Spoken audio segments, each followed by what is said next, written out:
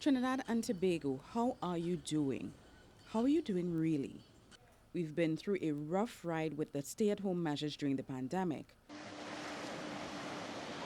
But as those restrictions have relaxed and things have opened up, how are you feeling? On the surface, it seems that many of you are fine, but a peek below the surface may show areas of concern. Let me show you what I mean. At a recent Joint Select Committee on Mental Health, the chairman, Paul Richards, shared some Ministry of Health statistics that would give any right-thinking person pause. Let's take a listen. In terms of mental illness in Trinidad and Tobago is the third highest in the Caribbean with respect to the prevalence of mental illness with schizophrenia, mood disorders, and mental and behavioral disorders and substance abuse. 20% of TNT's population may be living with some type of mental illness, which can be treated but is not currently being treated. This according to information provided by the MOH. Intrigued? There's more. In terms of depression represents 13.2% burden of disease in TNT, accounting for 3.35 in the region, dailies in the region, and constituting the greatest percentage of total disability. It ranks fourth when compared to all causes of disability in TNT. In 1998, the incidence of depression was found to be 5.22 per 10,000. Now, Trinidad and Tobago is not alone in this. Rates of depression are rising globally. Sadly, we are in line with global trends. In terms of suicide and self-harm, it accounts for 2.1% of total disability in TNT and ranks seventh highest rate of suicide in the region per capita and the third highest in the English-speaking Caribbean, with a rate of suicide in 2017 recorded at 13.6 per 100,000, whilst the regional average was 9.8 per 100,000, which means we're ahead of the regional average.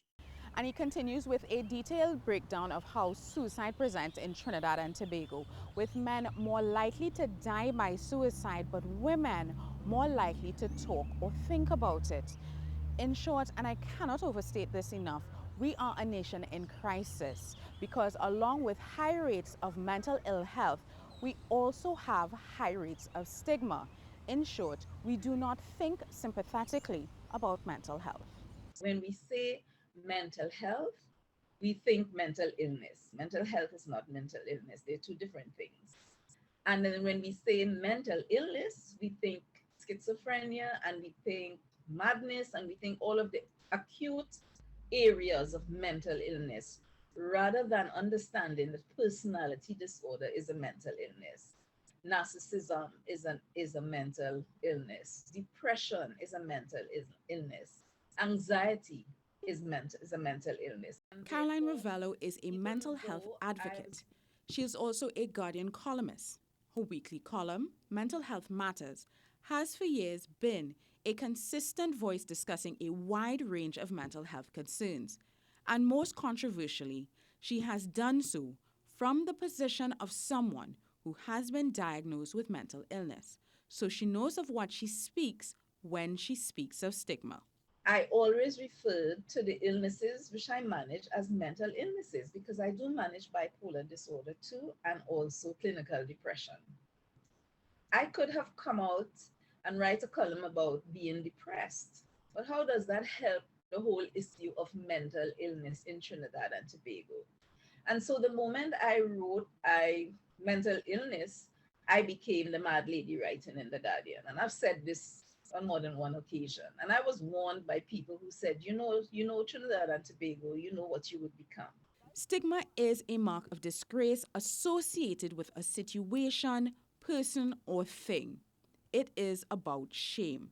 And that shame can cause you real harm because if you suspect that you may have a mental illness, it can lead you to ignore your concerns and not seek out help. And that can be devastating.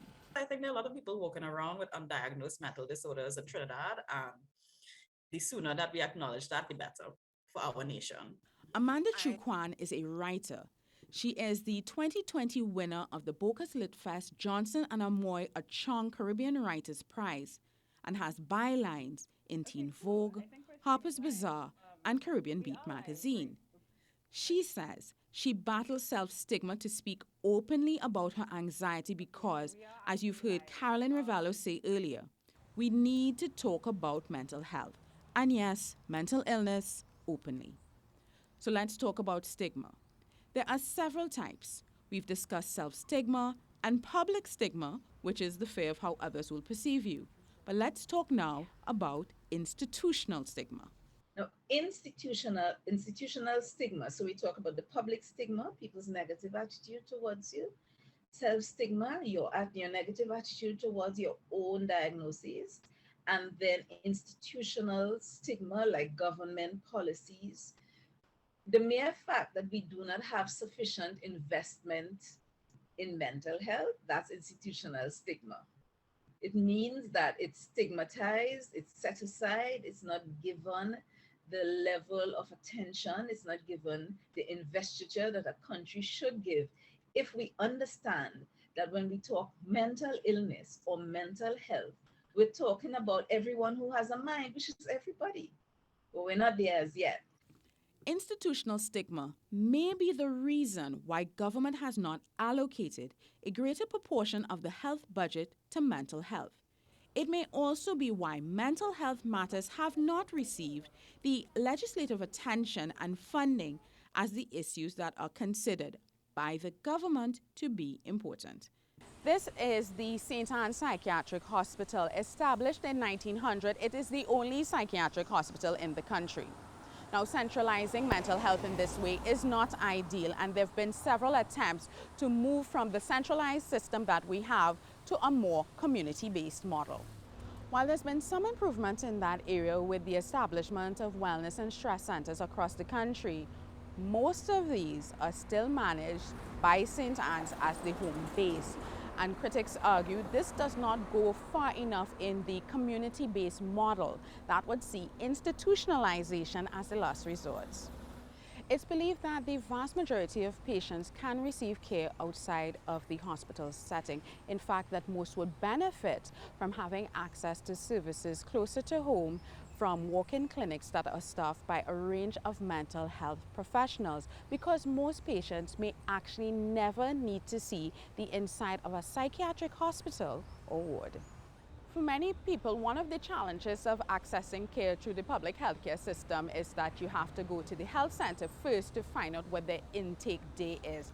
That means while the health centers are open from Monday to Friday, they may only be receiving new patients on a specific day of the week. Plus, there is the perception that you either go early or not at all of which adds up to making public health care sound very unappealing. And it's one of the reasons why Amanda, who you met earlier, decided to go into private practice and not use the public mental health system. I actually decided to go private because I had heard from friends who access public mental health care that the wait is long. And I really decided I couldn't wait. So I was fortunate enough and lucky enough to be able to afford it. So not to mind your business too intently, so you can give us like a range. So like Sure. how much do you pay per session, and like how much are you paying for medication? A range, not your personal information. No, I don't mind being open about it. So with psychologists I've seen, I've paid anywhere between 400 and 500. For psychiatrists I've seen, I pay anywhere between 700 and 1,000. So it is really expensive. And you don't need to see psychiatrists every week. So that's a cost that is off my back. But I right now see a therapist every week, and yeah, it's expensive. It's really expensive. Also, my medication is like $1,000 a month, and that's pretty expensive as well. There's no generic in Trinidad for the medication that I'm on, which I find frustrating because when I go to the US, right now I'm in Suriname, all they have is the generic, and it works just as well, and it is significantly cheaper. Like when I say significant, like ridiculous. I paid 40 US for what I pay 1,000 TT for. And so my mother told me to stock up, and I just didn't listen to her, and I really should have. Is it possible now you're in the private sector, you're receiving private care? Is it Mhm. possible for you to come into the public health system at least to get the medication for free? Is that something that you may consider? I'm honestly not sure. And I guess it's like I I should, yeah, I'm not sure. I at the beginning I asked questions about it, like whether that was possible, because that makes the most sense, right? And I don't remember what was said to dissuade me from doing that. Whether it was that the medication would still be as expensive. I don't quite remember. Um, but in the end, yeah, I chose to pay for it out of pocket. Um, and I think it was because of the weight, and I think it was, and again, I'm not, this is all just based on hearsay and so on. But I think it was because of the weight for the medication, and it's just also, I have a really good relationship with my pharmacy. It's set up really well. And I guess a part of my anxiety and my fear is entering systems that I don't fully understand. So it's like, once I have a relationship with something that works, even if it costs me more, I stick to it. And I know it doesn't make sense to a lot of people, but it's like, to me, having a reassurance of like a bedrock of support is really helpful. Again, even if I pay more for it.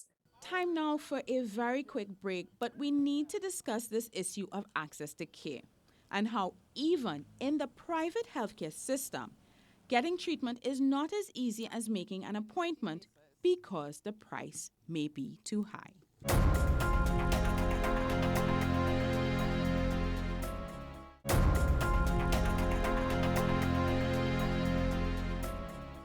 Welcome back.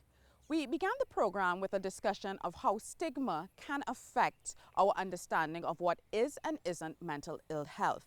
We spoke about the different types of stigma and how it can affect our ability to access care. Before the break, you heard from Amanda Truquan, who gets her treatment from specialists in private practice. And she shared the high cost of care from $500 on the low end to up to $1,000 for a 1 hour session. Therapy is expensive. When it comes to mental health care, it's a little slight, like doubles with slight. It's a little slight when it comes to mental health care. Recently, in more recent times, the state has gone to having mental health clinics, well-being clinics, and also trying to introduce mental health clinics at the primary healthcare facilities throughout Trinidad and Tobago. But still, it remains insufficient. And I am aware that there are changes that are coming, but immediately, if I were to counsel someone and I would say to them, we do have a few clinics or we have mental health facilities that you can access, immediately I get resistance. And that's, so what's that barrier? That barrier is the fact that people do not feel like, they don't feel safe. People are worried about stigma when they try to access care. And there are people who have accessed care and they said, look, I think, just the wait was so long or the service did not meet my need. I am not interested in accessing care. And where does that leave us? It leaves us with accessing care privately. And then as I counsel people and try to signpost them to services, they would say, we can't afford this. So what happens with that whole constituency of people who feel, I do not particularly want to put myself through the public mental health care system, and I cannot afford the private care? The cost is a significant factor, because, and again, to be clear, generally speaking, people in my profession are not getting, rich doing the work that we do. I didn't go into psychology because I thought it would be the most lucrative thing that I could do.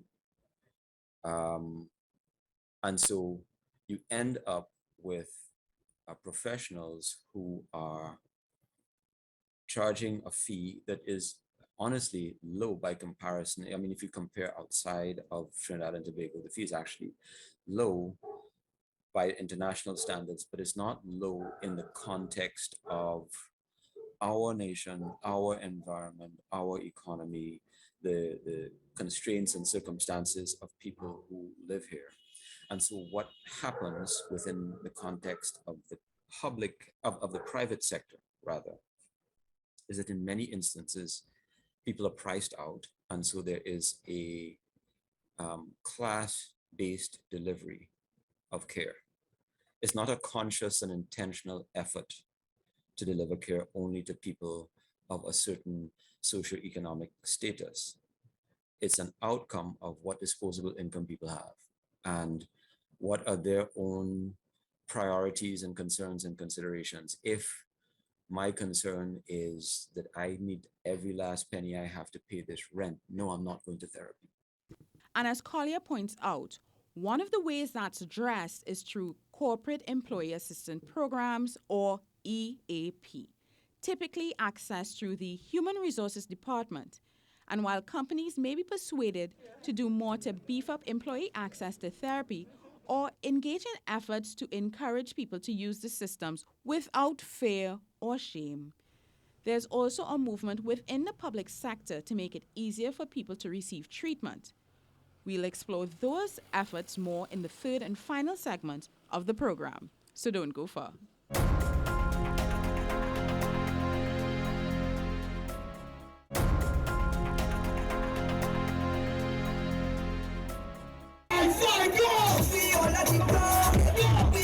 Sweet TNT, the party capital of the Western Hemisphere.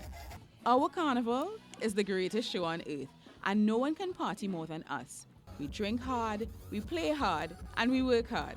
What could be wrong with that? The drinking and smoking hard parts. How does our liming culture prevent us from dealing with trauma or affect our relationship with trauma? It's the reason that we have the lineman culture that we have. I would argue it's the principal reason. I'm stunned. We're traumatized people, and it's difficult to imagine why we would not be. We are a nation that was developed out of traumatic, violent, oppressive actions, invasion, genocide, mass kidnapping, mass rape, enslavement, the development of an entire system and policies designed to prevent people from gaining liberty or access to any opportunity of advancement. So our liming culture is not, I don't even know. It's funny because you say it's as a result of trauma. It's not us showing our resilience or a good coping mechanism. It's a coping mechanism. Okay. But it's a coping mechanism with a set of side effects. To be clear, it's not that liming is bad, but it can lead to behaviors, if not managed, can cause harm. There's a need to address at a national level the issue of trauma. We're talking about trauma now because we're seeing crime, but the crime is itself a symptom of trauma. We're talking now about the prevalence of substance abuse, the prevalence of domestic violence, violence against children, abuse of children. All of these are, to a large extent, the outcomes of trauma. I spoke to psychiatrist Dr. Varma Dayal Singh, who worked in public health, and he shared some of his former patients' concerns. In the community, you find that a patient may not want to come to the clinic there. Like if I'm living in Barata and you see me going into the mental health clinic, even though we name it, I will be deemed a mad person. So what I did when I was there, I would call my colleagues in a different region and say, see this person for a minute. Now this is what government may not like to hear, but this is what we would have to do, because if I think somebody needs help, I would say, look, leave our region, Northwest region, and go down to the North Central region where people wouldn't know you. And so within our colleagues, we would have had that on arrangements, which I guess the regional authorities wouldn't like, because they would say they're only financing to their own areas. So we had that. So I think what we need really is with mental health. We need that open policy where certain individuals, if I'm ashamed to come to this area, let me go down to Sani Grande area and be treated. The only problem we have sometimes is sometimes we like to tap into our persons in the area to know if they're going to have a meltdown, that our mental health officers will be able to go and visit. So for instance, in times of a natural disaster, even when they had that blackout recently, we were worried what would happen if it continues for a while to our patients who are home alone, even the Alzheimer patients. So we always like to track in community, but we could actually have that tracking system in place where we know who are our population of mentally ill patients, as well as still afford some of the ability, them the ability to go elsewhere. What he describes is one of the key benefits of the decentralization project that is coming. In Trinidad and Tobago, I am aware that we have both a decentralization policy and a mental health plan and a mental health plan with an implementation plan. And I do know that the date on the mental health plan was 2019. Of course, you know, we went into 2 years of COVID-19. And I am aware, though, that the Ministry of Health, as well as with international partners, they are working on decentralization. The fact that we cannot remain in the care system we have, but we must move to community-based mental health. And so community-based mental health is on the periphery. So it's not pie in the sky. It is something that we are going to experience very soon. To my joy, in Trinidad and Tobago. What this will do is improve access to decent and humane care for patients and their families. It's something PAHO calls deinstitutionalization, which means the moving away of the seclusion of psychiatric patients within psychiatric hospitals towards quality and decent treatment within their own communities. Now, this isn't impossible because some of our CARICOM neighbors already do this, Jamaica, Belize. So now it's time for Trinidad and Tobago to follow. And that's where we'll end the program. But before I go, let me leave you with this. Mental health is health. So let's make a pledge to work towards dismantling stigma so that we can all live a happier, healthier life.